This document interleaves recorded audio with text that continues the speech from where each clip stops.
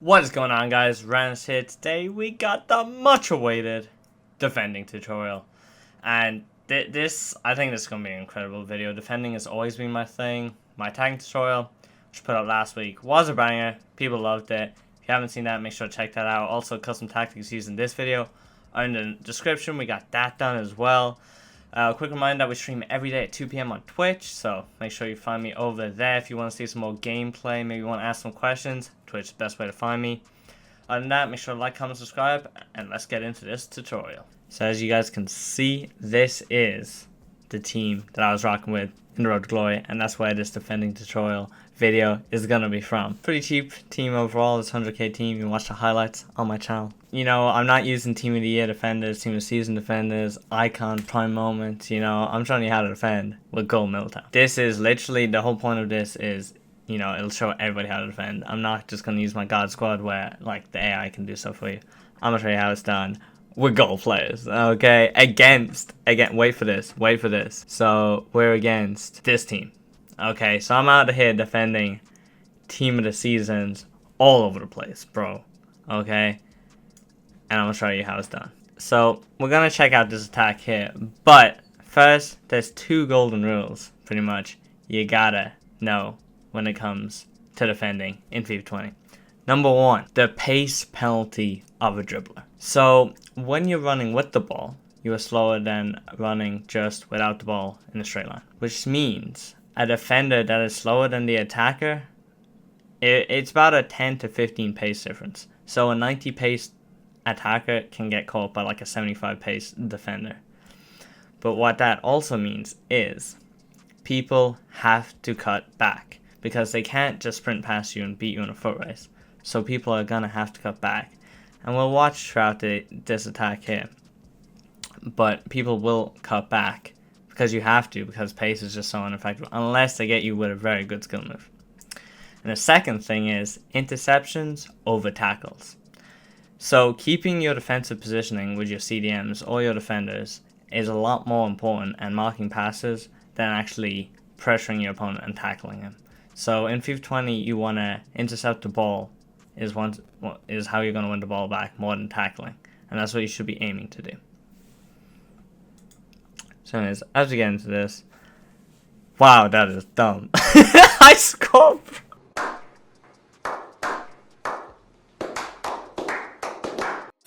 So I did score, so we'll watch him at kickoff. Now when it comes to your attackers, you want to be quite aggressive in pressing with your attackers. So for me, I'm using 4-2-3-1, so my attackers would be defined as my striker and my tree cams. So because these aren't vital to your defense, you can gamble and drag them out of position and really chase somebody down in an attempt to win the ball back. Because if they get past you or whatever, it doesn't really matter. So you should always gamble with your forwards. That's why I kind of just run at them, you know, with these guys. We're trying to bait out an interception or a tackle. But then when it comes to my CDM, look, I'm covering pass. Just playing very steadily, just covering, holding them. Just hold. So essentially what you're trying to do on defense as well is you're holding L2 to jockey or left trigger. But you want to approach the attacker whilst also marking the most obvious pass, if that makes sense. So you don't want to just jockey for the sake of it. And you don't want to just cover the pass. You want to cover the pass and press on the player at the same time, if that makes sense. So I get close to him with Varane, and he's most likely going to turn and try to find this pass. So all I do is I jockey with Varane here. Now he could have gone down there, but De Jong's pretty close, and I have Varane, and I can just move across. And as you see, he does kind of go up, and I've read the interception. It hits off Rannerz. I win the ball back. So that was placing my mind thinking of what the attacker was going to do. As soon as I switched to Rannerz here, I'm thinking, okay, if I was the attacker, where would I be passing?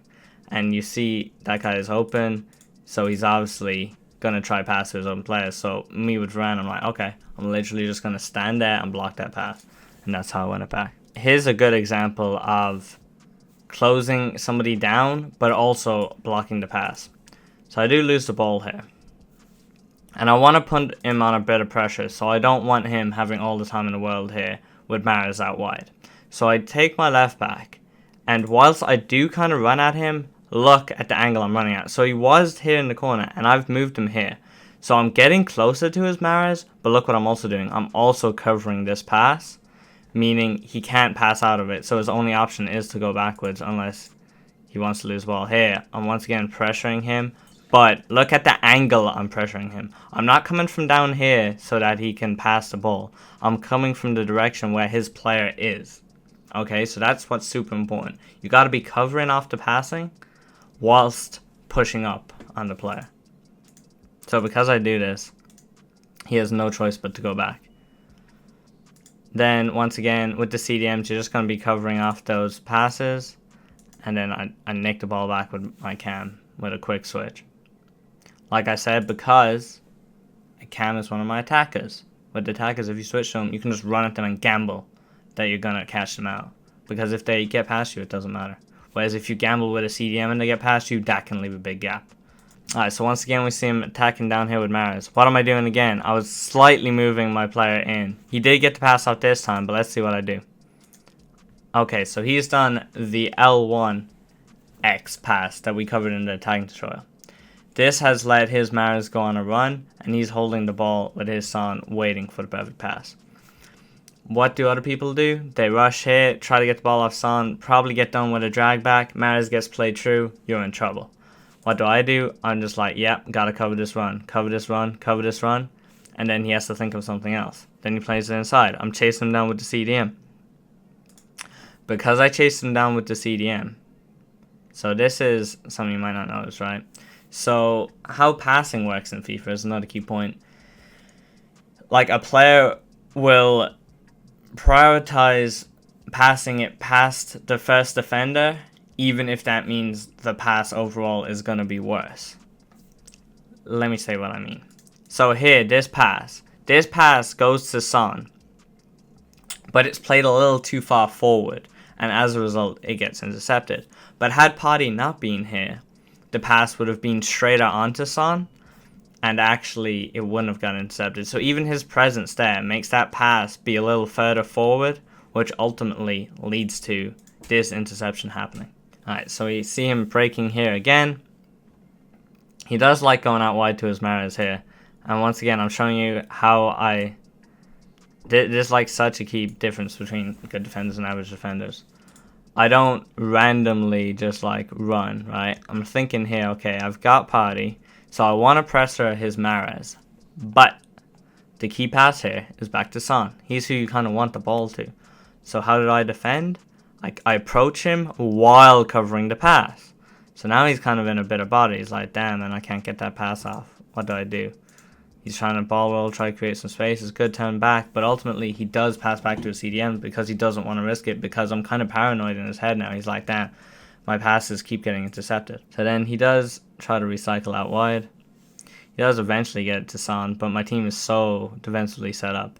Here I go to do my technique of blocking the pass, but he does it first time. So I just switch to another center back. I do gamble there, but only because there's no options on. So it was worth it for me to gamble, because it doesn't actually leave me in a bad position, because I've still got another center back. I've got the young Soda near, and he has no passing options. Now, had there been two strikers, and he could get like a pass off here or something, that would have been a terrible gamble with Militao.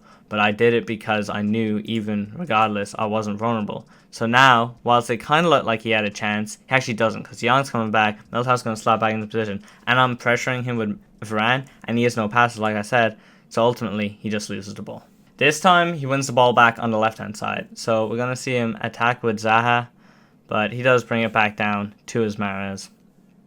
Once again, look how I position that really, and I'm always trying to block that pass while pressuring. Block the pass and pressure. That's the key part of this whole tutorial, is what you really want to get at. And there we win it back again. Alright, so once again, he's got it out wide with Rannerz. Plays it inside. He keeps doing the same attack. He's trying to go down the line. But look, I've always got the pass covered. And I'm doing okay. He does get a bit of space here, but look, I'm covering the pass, but also pressuring him. Covering the pass, also pressuring him. covering the pass, also pressuring him. Here he gets a decent chance because I was a little sloppy with Potty. But ultimately he doesn't shoot, and I don't know why. So I'm just making sure I cover the passes here. Playing very patient defense. Don't want to be exposed at all. And I finally get a chance to strike. So here, if you watch, I switch off De Jong and go to Potty. And then, because he starts making that run down, and I'm confident enough that Varane has Son covered, I know he's going to probably gamble on this pass, and I can gamble on that tackle. And that's how I do it. Because like that's his only pass, because Richarlison runs offside, becomes Son. And he has to pretty much pass it off here because he has no passing option. And then that's when I gamble. Because you can watch, I actually physically press B to tackle or circle. And get the ball back. So once again, we're seeing a little counter-attack. He doesn't counter-attack the fastest, but there he just overplays the ball.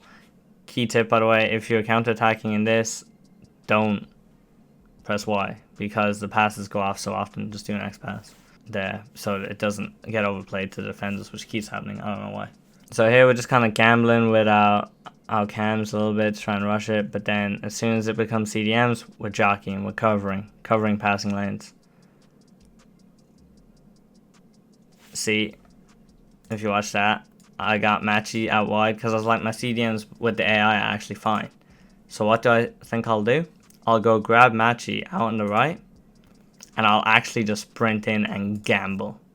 So you can see this gamble here. I gamble he's going to cut back. I run in, I press the tackle button, hoping that he turns back and I catch him out.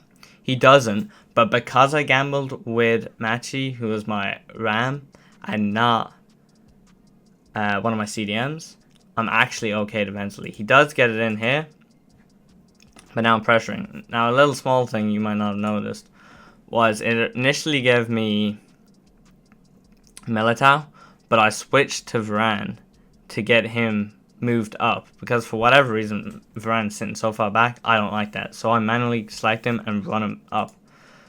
Now they're both in line. Now it's harder to break through, and we ultimately get the ball back. So here I was trying to get here faster to cover that, but he got the pass off in time.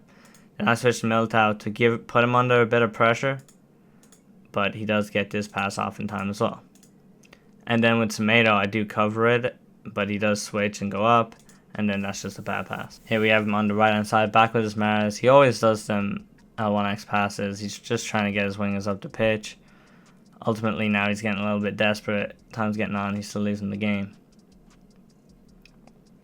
But here, watch De Jong's movement. Always covering the pass, covering that striker. Okay, Potty with pressing, but we're covering.